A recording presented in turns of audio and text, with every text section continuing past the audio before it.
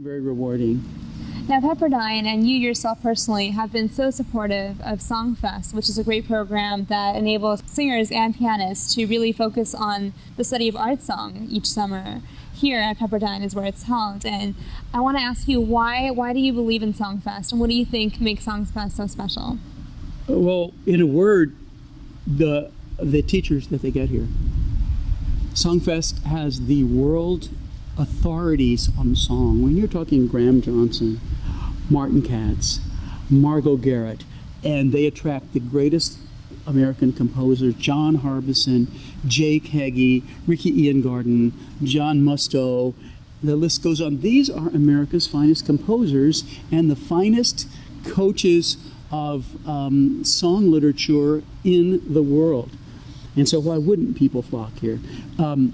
The very first Songfest was in 1996 at UCLA, and when I heard that Martin Katz was going to be there, and this was a new workshop, I audited and I went, and I was just a fly on the wall. Songfest went on to some other universities in Southern California, and when they were looking for a new home several years ago, I think 2003 may have been the first year at Pepperdine.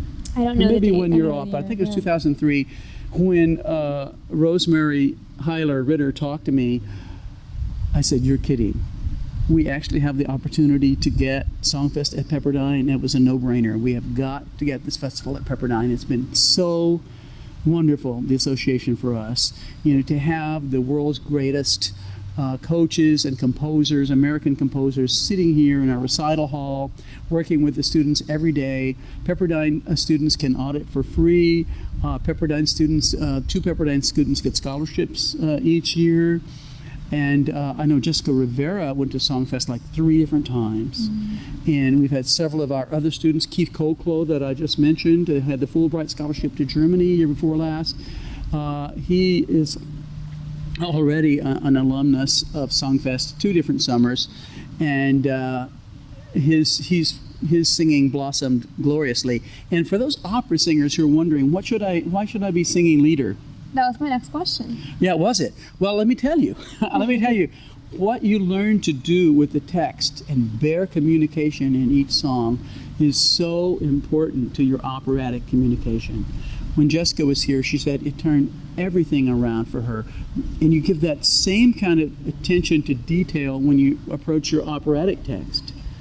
But Graham Johnson will sit and talk about Schubert and his life and what led up to this point, and the poet's life and what led to that point, and why they composed the song, and how the text works in a very, very, very special way.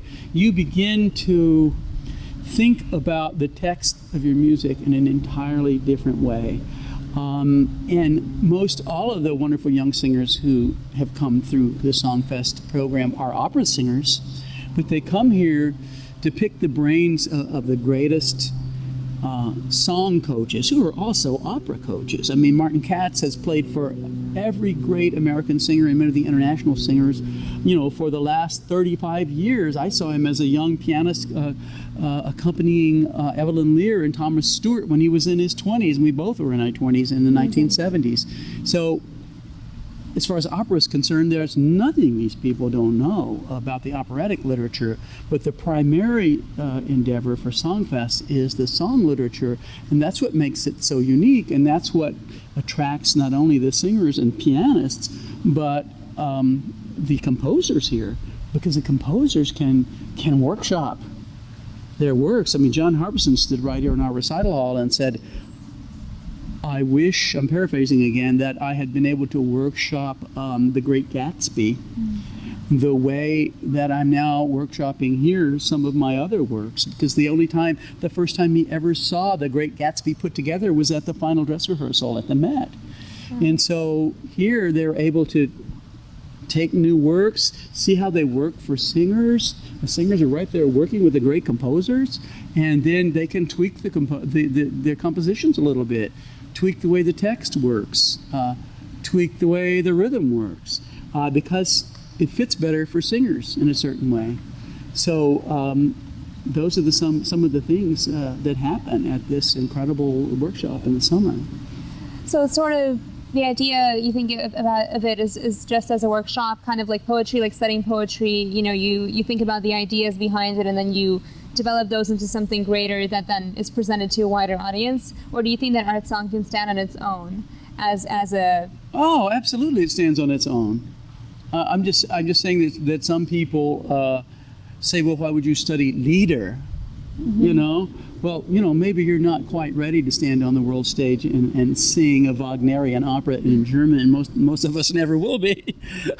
But if you study the detail, that Schubert and his poets did put together in their songs, you can use that in whatever you do.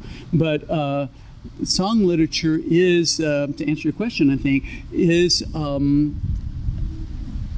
a medium that stands up there with opera on its own. That's what Schubert did for us. And Schubert elevated the art song to a major genre. And that is why people like Martin Katz and Graham Johnson have striven all their lives to keep it alive. And I have heard Graham Johnson say that he is so heartened by the Songfest experience that for many years he was depressed, that he thought that Fauré no one would ever understand.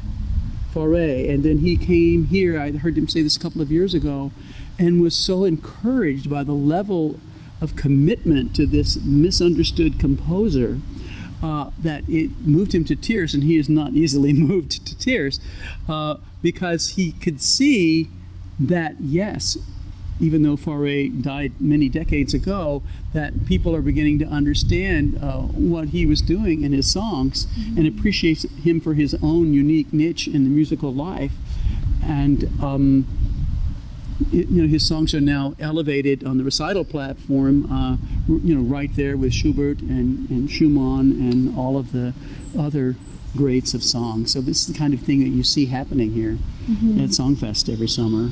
So why do you believe it's so important that a program like Songfest continue to exist? During these financially difficult times, it becomes a struggle for programs like this to continue.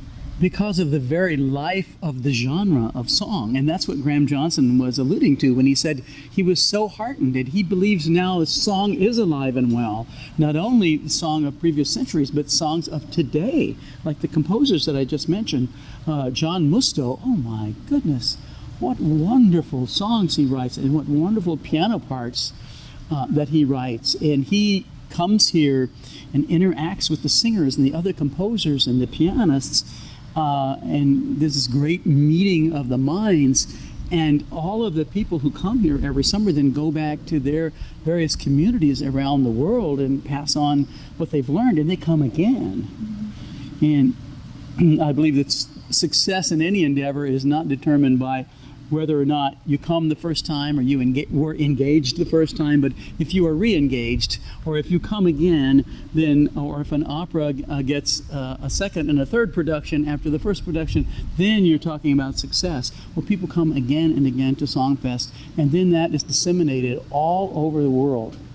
So I think it's been extremely, vitally important even for the art song genre, and this is all really due to Rosemary Hyler Ritter, who has this dream, and in her own way has just said, this has got to happen, and she makes it happen. She does all of the work every year to put this incredibly complicated and fabulous festival together, and it is leaving its mark.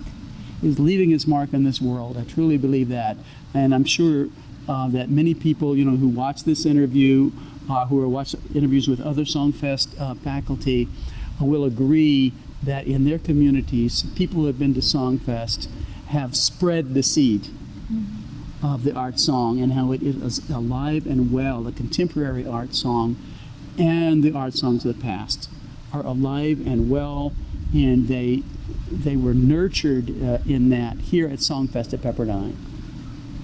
Well, thank you so much for your time, and thank you for everything that you're doing for the Well, thank you. community. And you can tell that I'm pretty excited about it.